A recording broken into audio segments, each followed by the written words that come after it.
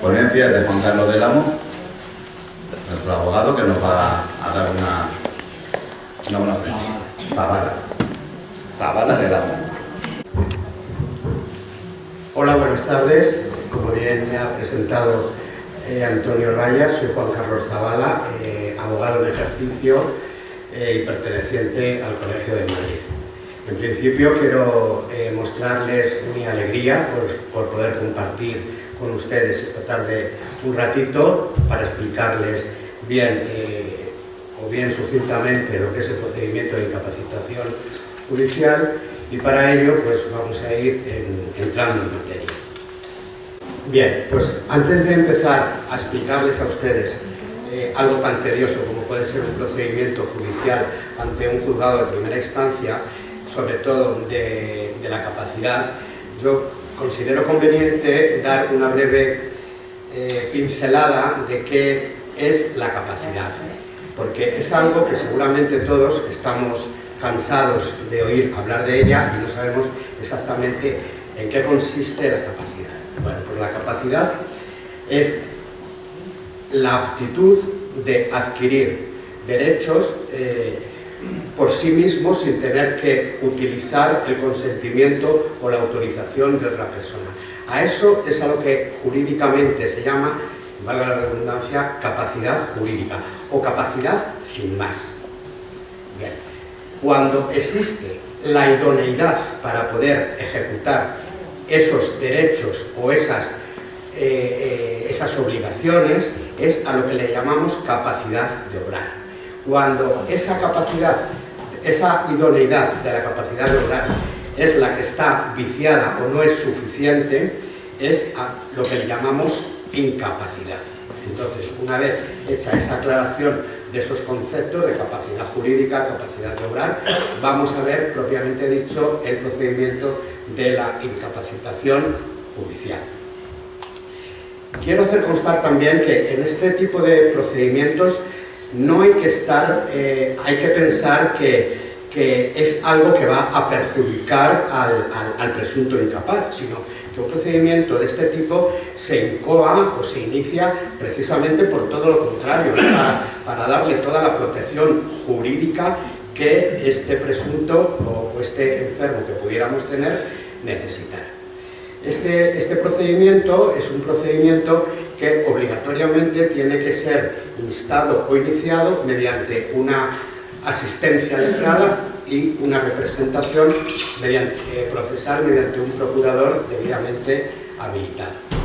Este procedimiento también puede ser instado por cualquier persona. No es necesario, como por ahí se está escuchando, que siempre lo tiene que iniciar o bien algún ayuntamiento, algún ente, algún organismo estatal, o bien los propios familiares. No, cualquier persona que tuviera conocimiento, bien por un vecino, cualquier cosa así, que pudiéramos ver que esa persona nos da un indicio de que no es capaz, no tiene capacidad de obrar, pues entonces lo puede poner en conocimiento del Ministerio Fiscal, y el Ministerio Fiscal sería el que iniciaría de oficio el trámite en el juzgado correspondiente. Cuando son los propios parientes o familiares del enfermo que tenemos los que inician el procedimiento, pues lo deben de iniciar mediante una demanda que se ha de presentar en el juzgado de primera instancia del domicilio del presunto incapaz. Ojo con esto, porque no es donde está empadronado, es justo donde él está residiendo en ese momento. Imaginemos que se puede dar el caso, yo de hecho aquí en Torrafal he tenido ya varios casos, de que el enfermo está ya en una residencia. Bueno, pues su domicilio es el de la residencia, es decir, que si está en una residencia de Madrid o de Salamanca, el juez competente para conocer de ese asunto va a ser el juzgado de primera instancia de Salamanca o de Madrid, donde estuviera siempre su domicilio actual. El procedimiento empieza, como he dicho antes, con una demanda. Una demanda es un escrito que hacemos nosotros, los abogados, en el que existen unos aspectos introductorios, que hay que exponer los datos personales de la persona o familiar que insta o solicita ese procedimiento, los datos propios, personales, como es el documento nacional de identidad, el número, como es el domicilio, etc. A continuación, hay que especificar contra quién se dirige esa demanda. Esa demanda normalmente se dirige contra la persona enferma que ya tenemos diagnosticada de Alzheimer. Hay que hacer constar también, pues igual, el domicilio, su número de carnet de identidad, y también obligatoriamente en este procedimiento hay que hacer constar todos los actos que están inscritos en el registro civil de ese presunto incapaz. Es decir, en qué lugar y en qué fecha nació, si contrajo matrimonio, pues igual, en qué fecha y en qué ciudad contrajo matrimonio, igualmente si tiene o no hijos, las fechas de nacimiento y los lugares, y por último, pues si desafortunadamente hubiera habido también algún fallecimiento de sus familiares próximos.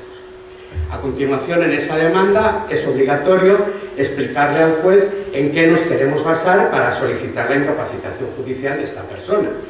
Pues en este caso que nos ocupa aquí y hoy más en esta asociación, siempre va a ser pues porque padece una enfermedad persistente que denominamos Alzheimer. Hay que aportar los informes que tuviéramos médicos, que normalmente, como ya están diagnosticados, pues aportaríamos los informes médicos de hospitales, etcétera, y también es muy recomendable aportar algún informe psicosocial que suelen elaborar los psicólogos, y que aquí la psicóloga que tenemos, Sonia, tiene experiencia ya dilatada en esto, y a mí los que me da, la verdad que les dan bastante importancia a los jueces.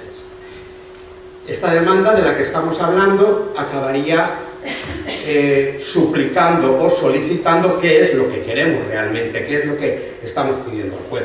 Pues ahí lo que estaríamos diciendo es que queremos solicitar que se declare, que tengamos una sentencia que declare la incapacitación de esa persona, y una vez que es declarada, que nombre a una persona como tutor para hacer valer sus derechos y representar. Pues en síntesis, ese sería el escrito de demanda. Ese escrito se presenta en el juzgado, y el juez, una vez examinado, nos va a contestar admitiendo a trámite o no ese documento que nosotros hemos solicitado, y en el caso de que lo admita, que es en el 95% de los casos, va a citar al presunto incapaz a ser reconocido por un médico forense, va a ser también explorado por el juez y nos va a citar de juicio o vista. A ese juicio pues tienen que comparecer todas las personas que son los parientes próximos, y cuanto menos o cuanto más en este caso el que ha iniciado el procedimiento.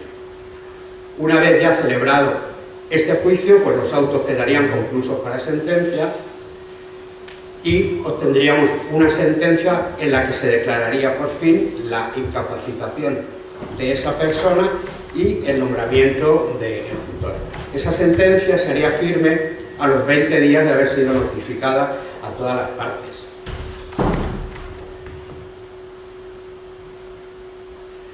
Y una vez siendo firme, se inicia otro procedimiento, que es el procedimiento de tutela. Ese procedimiento lo inicia el propio juzgado de oficio. ¿En qué consiste ese procedimiento? Pues no es más que citan al ya nombrado tutor para que él acepte y jure algún juramento del cargo y presente un inventario de bienes. Un inventario que es lo que todos habremos visto contablemente, que tiene un activo y un pasivo. Y hay obligación de presentar ese inventario, una obligación anual. Siempre hay que presentarlo en el mismo juzgado y durante todos los años mientras exista el ya declarado incapaz. Y con esto pues habría quedado expuesto para lo que hoy había venido, y si alguno tiene alguna duda o algo, yo estaría encantado en poderle resolver.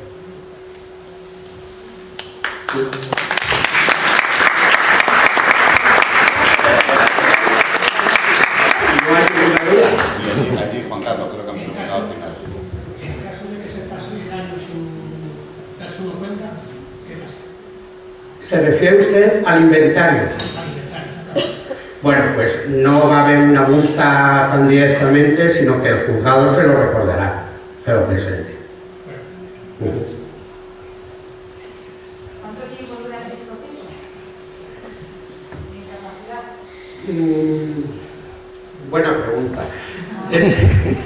Es complicado, porque esta ciencia no es una ciencia exacta como las matemáticas, también depende un poco del juzgado, pero podemos hablar en torno a 6-7 meses. Yo quisiera saber la diferencia entre este procedimiento y lo que es hacer poderes. ¿Perdón? Un poder notarial. Ah, La bien. diferencia entre esto y un poder notarial. Bien, el poder notarial es un documento que se hace en el notario, como usted bien dice, pero siempre que la persona que va a otorgar el poder tenga capacidad. Si no hay capacidad, el notario ya no va a poder hacer ese poder, con lo cual habría que ir aquí. O sea, el poder habría que hacerlo antes de que la enfermedad esté muy avanzada. Sí, pero si ya está el poder, luego habría que tramitar también eso, o con el poder sería suficiente. No, con el poder sería suficiente, Ya no habría que hacer ese paso. efectivamente. Vale. Juan Carlos, ¿me puedes decir qué se incluye en el inventario? En el inventario pues se incluye en el activo pues todos los bienes inmuebles que tiene el ya declarado incapaz. Son los pisos, si los tiene en propiedad, si no los tiene, también se debe de incluir los saldos de las cuentas bancarias, cuentas corrientes, las pensiones, si percibe algún tipo de pensión, y luego en el pasivo pues todas las deudas, los gastos que tengas, si tiene alguna hipoteca, cosas así. Y luego cuando hay que llevarlo a final de año, ese inventario, ¿tengo que llevar los justificantes de todos los gastos?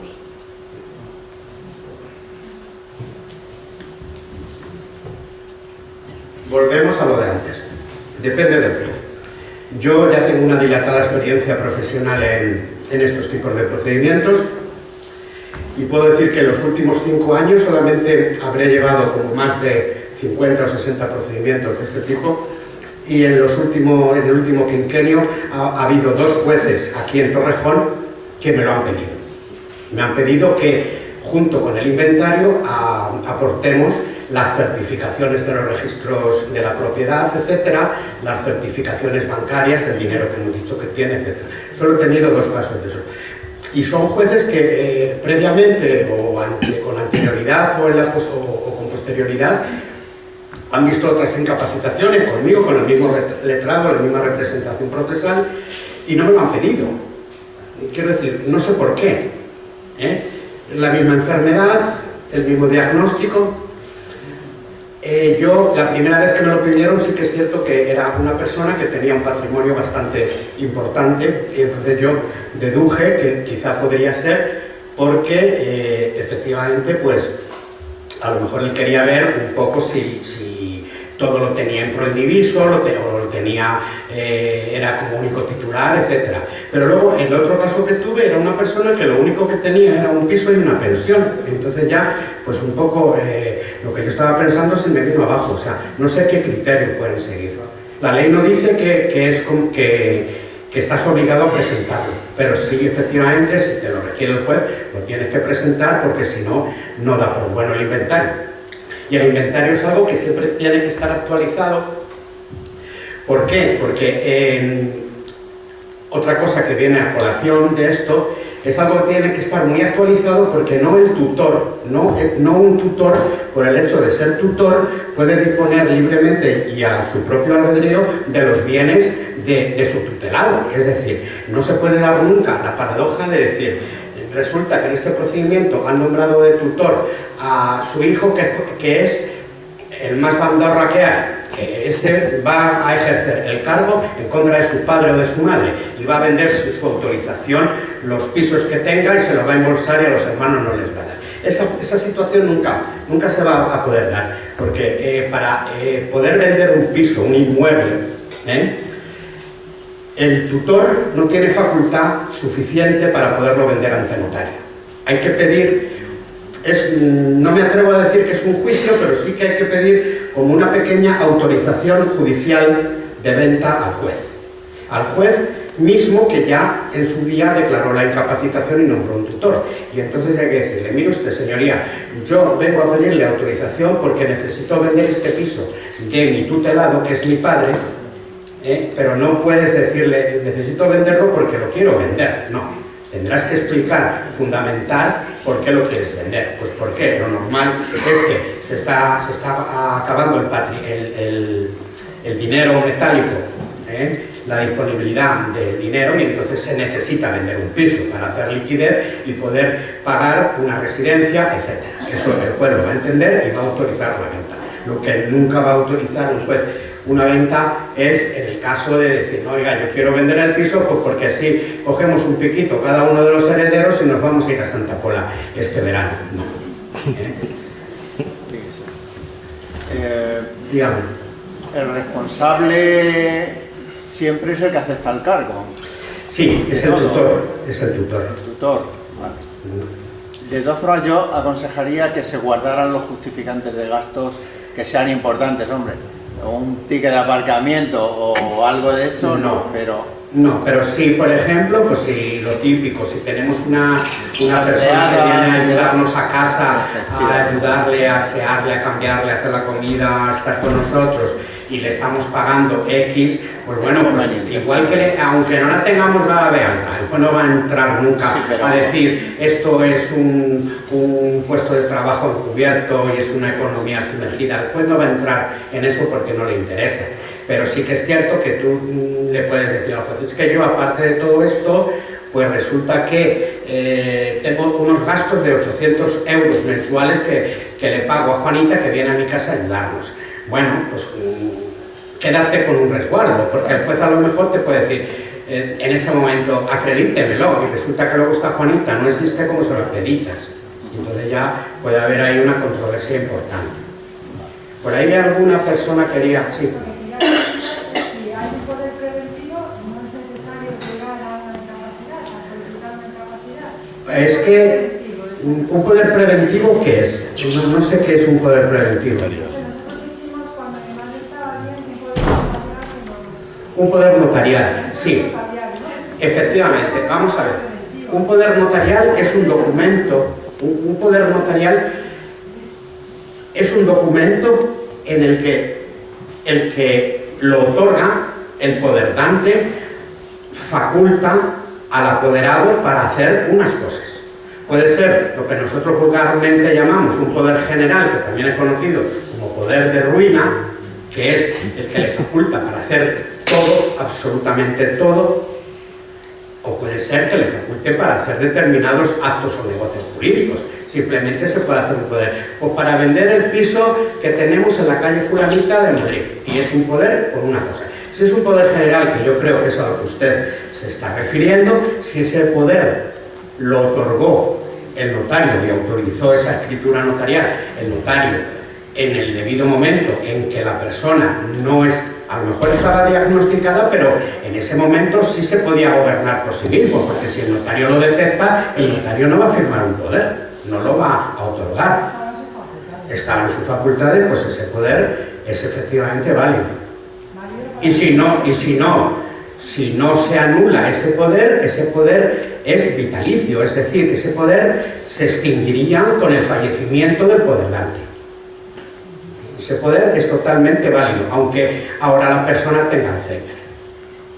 Sí, dígame, por favor. ¿Y cómo se podría anular ese poder? ¿O quién podría anularlo? Pues a través del juez. Iríamos al juez a decir, mire, señoría, resulta que tenemos mi padre hace 8 o 10 años, en plenitud de facultades, hizo un poder a mi hermano. Y resulta que ahora mi padre está afecto de Alzheimer. Y consideramos que mi hermano quiere utilizar ese poder en detrimento o sin mirar por los intereses de mi padre. Entonces vamos al juez y se lo contamos, el juez anulará de oficio ese poder. Puedes probar la capacidad, vas a vender un piso o algo así. Muy bien. Si no ha cambiado mucho la situación, hace tiempo además por todo el lío que surgió con una de las AFAs, que estaba implicado en una serie de malversaciones sobre todo. Hay que entender que la incapacitación siempre es un acto jurídico en defensa del enfermo, en este caso. Siempre. Y que es posible que el juez no te otorgue la capacidad de tutelaje sobre esa persona. Sí, claro. Y que puede caer el tutelaje en una persona ajena a la familia. Sí, Si efectivamente. el juez considera que no hay la suficiente... Efectivamente, vamos a actualizar aquí. Efectivamente, cuando nosotros hacemos la demanda, que he explicado yo ahí sucintamente, proponemos a alguien de tutor. Decimos al juez que proponemos que sea tutor mi hermano porque bien por proximidad está más cerca de mi padre o de mi madre, o bien porque en la actualidad, aunque no es tutor declarado, está haciendo ya casi las funciones, porque es el que más tiempo tiene y es el que le acompaña a ir al banco, etcétera, etcétera. Entonces, claro, en el acto del juicio, como yo antes he explicado, que tiene que comparecer sobre todo el que inicia la demanda y también los parientes próximos, pues el juez, con los letrados y el Ministerio Fiscal, que también interviene obligatoriamente, porque el Ministerio Fiscal no hay que olvidar que es el que está representando en el juicio al presunto incapacitado, es el que está velando por los intereses del incapacitado. Entonces nosotros proponemos como tutor a fulanito, ¿bien? Y entonces a ese fulanito se le pregunta, le preguntamos nosotros, le pregunta al juez y todo, pero ese fulanito que está solo en la sala, porque los demás parientes no están en la sala, están esperando fuera, se les interroga de manera individual. Y entonces dice, oiga, ¿usted sigue y ratifica querer ser el tutor de don fulanito de tal? Pues sí, sí, tal. ¿Y por qué? Pues bien, porque yo hago esto, hago esto, hago esto, tal. Vale, pues muy bien, queda anotado. Y ahora viene a declarar el siguiente pariente. El siguiente pariente se le pregunta, oiga, ¿usted está de acuerdo con que fulanito sea el tutor? Pues mire usted, no. ¿Por qué? Claro, dice que no y ya se ha armado ahí un follón en la sala.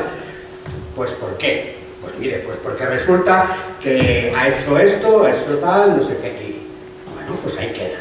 Viene el tercero y le pregunta, pues mire, yo tampoco estoy de acuerdo, ¿por qué? Y te cuenta lo mismo, pues entonces eso ya va creyendo y entonces el juez llega y dice que él no considera que no puede ser tutor al que se está proponiendo, porque normalmente siempre se propone tutor al que inicia la demanda, es decir, si le inicia el hijo mayor, pues normalmente siempre dice, pues me propongo de tutor yo, porque previamente se ha hablado ya con los hermanos y se ha dicho, pues todos declinamos y estamos de acuerdo con que lo seas tú, pero efectivamente llevas tú toda la razón.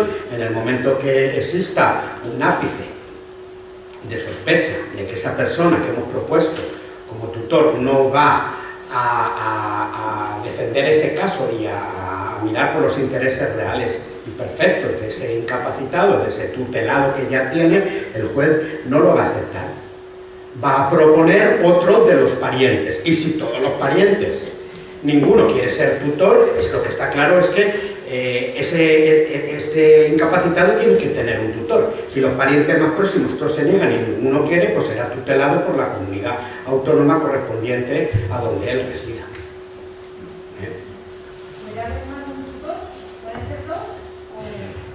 La ley no dice que pueden ser dos, pero en la actualidad ningún juez lo admite. Porque puede ser, daros cuenta que el cargo de tutor es un cargo que se nombra ad eternum, es decir, mientras tenga vida el tutelado. Entonces, puede ser que en el transcurso de ese tiempo son dos tutores y puede haber una divergencia entre ellos. Entonces, tener que ir al juzgado a decirle, mire, que es que yo como tutor quiero hacer esto y yo no estoy de acuerdo, pues entonces, en evitación de esos procedimientos maliciosos, entre comillas, los jueces prefieren que solamente sea un tutor. Yo he tenido incluso a veces hasta problemas de que le he propuesto a algún juez que tengamos dos tutores, pero claramente especificados. Por ejemplo, uno para todos los asuntos económicos y el otro pues para todos los asuntos personales suyos, de aseo, de su toma de sus medicinas, etcétera, etcétera. Y ni siquiera el juez lo llega a aceptar, porque el juez dice, bueno, es que para eso, si usted es hijo, no hace falta ser tutor para tenerle que recordar a su padre que papá, que te tiene que tomar esta medicina ahora. Entonces, lo normal, la ley, el Código Civil no lo prohíbe de manera expresa, pero sí que es cierto que todos los magistrados son reacios. Bueno, pues si hay alguna pregunta más. Pues Juan Carlos Zavala, muchísimas gracias.